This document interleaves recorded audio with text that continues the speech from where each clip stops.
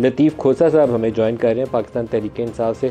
खोसा को खुशामदीद भी कहता हूँ और आपको मुबारकबाद पेश करता हूँ पाकिस्तान तहरीक-ए-इंसाफ ज्वाइन करने पर, और उम्मीद करता हूँ कि आप जेल की हवा नहीं खाएंगे बल्कि आज़ादी के साथ वकालत भी करेंगे और सियासत भी करेंगे। आपकी अपनी क्या एक्सपेक्टेशन है?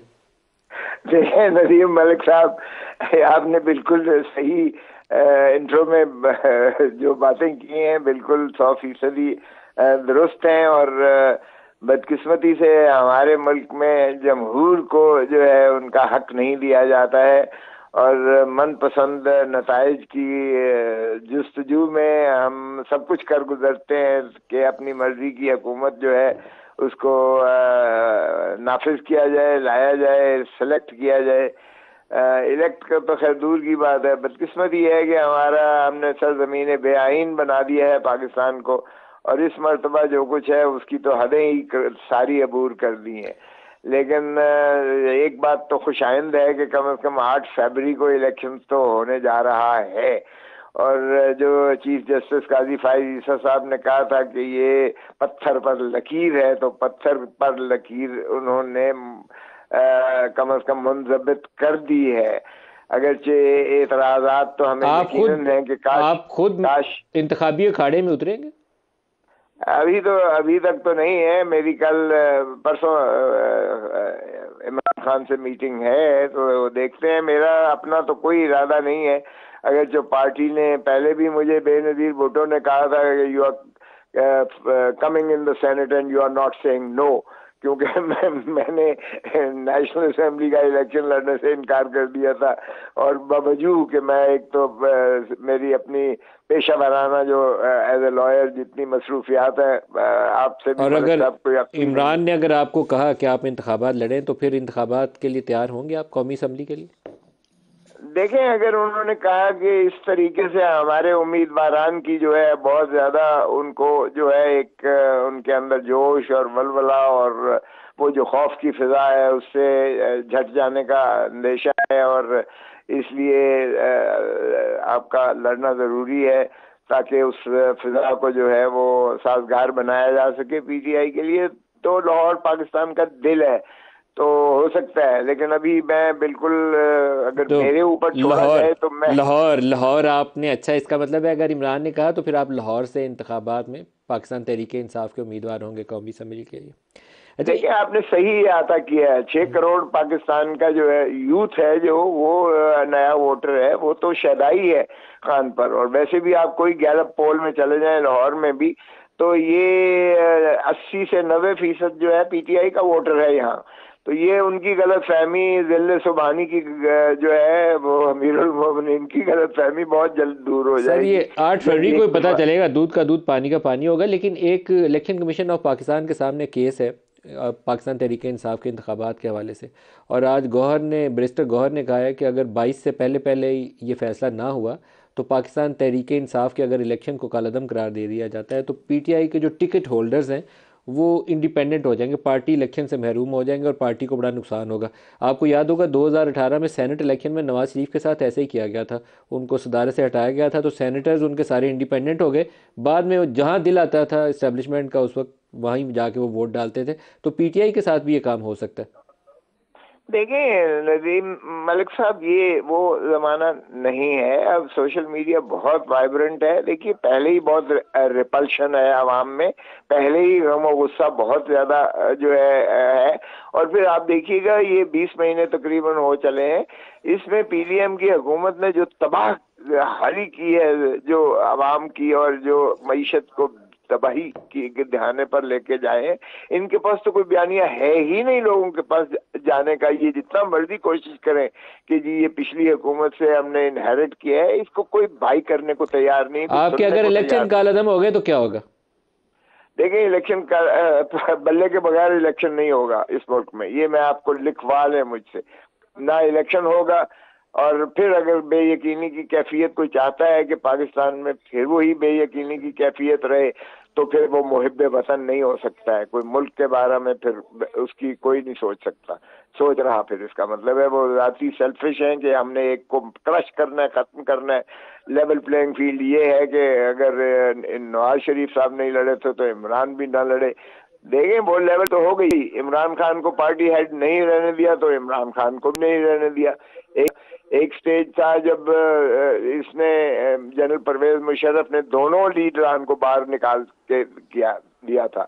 और आपको याद होगा हमने सारी रात बैठ के 4 पीस बनाई थी, पाकिस्तान पीपल्स पार्टी पार्लियामेंटेरियन, और मखदूम अमीन फहीम को बना दिया था, उनकी हिना को तस्कीन हो गई। और नवाज शरीफ साहब ने जावेद हाशमी को बना दिया, साइकिल से उन्होंने जो है वो ले लिया शेर, और हमने तलवार से ले लिया तीर। अच्छा, और आपका ये जो इशू है, थोड़ा सा मैं पैनल की तरफ भी साथ उनको भी साथ शामिल कर लें। हाफिज़ अब्दुल्ला साहब JUI से और महमूद मौलवी साहब IPP से हमारे साथ है, दोनों को खुशामदीद कहता हूँ। हाफिज़ साहब पहले आप बताइएगा, ये रिपीट हो सकता है 2018 का 2024 में? पहले नवाज शरीफ के साथ हुआ था, उनके सेंटर्स के साथ हुआ था, इस दफ़ा मुझे लगता है PTI के ऊपर तलवार लटक रही है। अल्लाह करे कि निकल जाए, ना हो ऐसा, लेकिन अभी तक अंदेशा मौजूद है। बिस्मिल्लाहिर्रहमानिर्रहीम। बहुत शुक्रिया नजीम मलिक साहब। लेकिन थोड़ा सा फ़र्क होना चाहिए। जो कुछ मियाँ नवाज शरीफ साहब के साथ या पेमलन के साथ पानामा को ड्रामा बनाकर, अकामा को बुनियाद बनाकर उनको ताहयात नाअहल किया गया, मेरे ख़्याल जितने भी कानून दान है, माहिर क़वानीन है या माहिरीन आइन है या दानिश्वर है, आप जैसे सहाफ़त के अलंबरदार है, उन सब ने कहा कि ये ज़्यादती हुई है।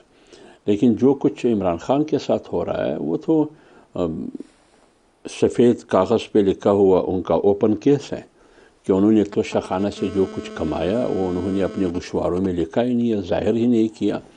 इस वजह से वो नाअहल किया गया। उसी नाअहली के बुनियाद पर पार्टी चेयरमैनशिप से भी हाथ धो बैठा वगैरह वगैरह। तो लिहाजा उसमें और इसमें बहुत बड़ा फ़र्क है। अब अगर कानून उसको रास्ता देता है इलेक्शन करने के लिए बल्ले के निशान समेत, तो बेशक कानून ने रास्ता दिया। अगर कानून उसका रास्ता बंद करना चाहता है और कानून रुकावट है तो उधर रास्ता खोलना वो न मेरा काम है, न आपका काम है।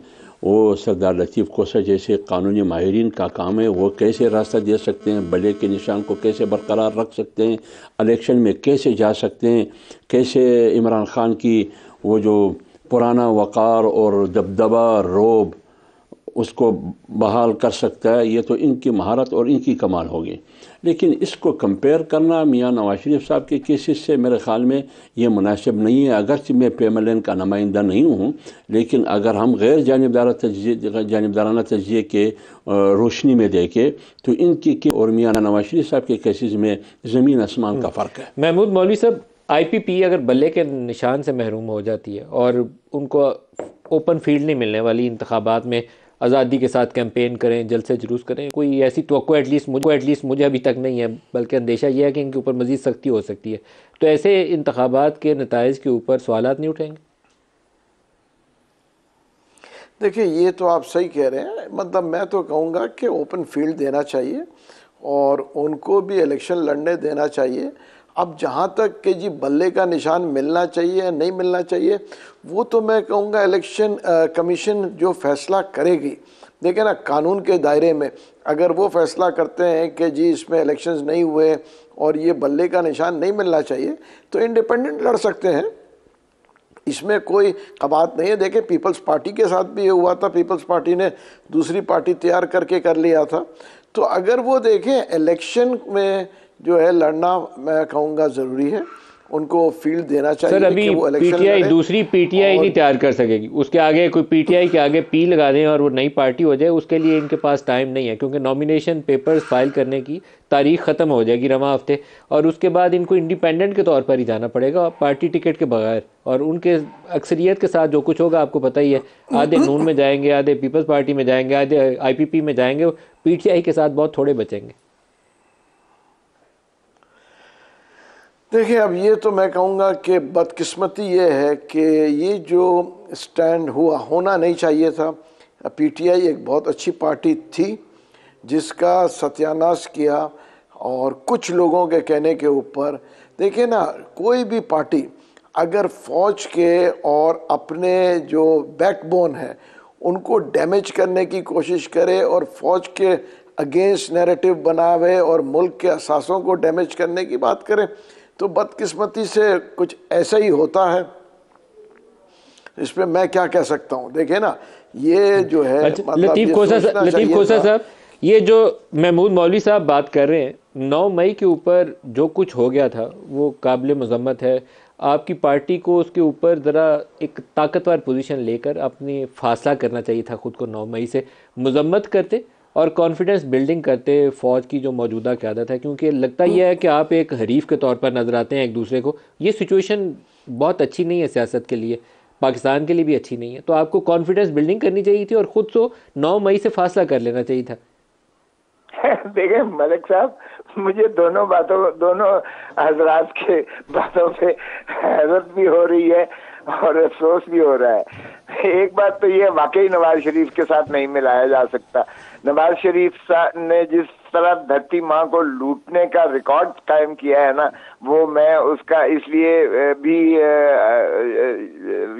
शवायद से कह सकता हूँ क्योंकि पानामा लीग के जब कमेटी बनी थी तो मैं उसका इंचार्ज था। मेरे साथ रजा रबानी था, एतजाज आसम था, फारूक नायक था। और आप कह रहे हैं कि नवाज शरीफ ने पाकिस्तान को लूटने का रिकॉर्ड कायम किया है, वो रिकॉर्ड पे थोड़ी रोशनी डालिए। सुन लीजिए, 6 ऑफशोर कंपनीज, शेल कंपनीज बनाई गई और पानामा लीग कोई हमारी एजेंसीज का बनाया हुआ नहीं था। ये दुनिया के इन्वेस्टिगेटिव जर्नलिस्ट थे जिन्होंने बनाया था। इसी तरह ब्रॉडशीट एक जो एसेट डिटेक्शन कंपनी थी दुनिया की, वो जो वर्जीनिया आइलैंड में बेस्ड थी, उसने भी उसको हुकूमत पाकिस्तान और नैब ने एंगेज किया था। उन्होंने भी डिसाइफर किया, अनअर्थ किया। और फिर इसी तरह जब JIT बनी 10 वॉल्यूम्स आए, जरा उनके सारों का अहाता कर लीजिएगा।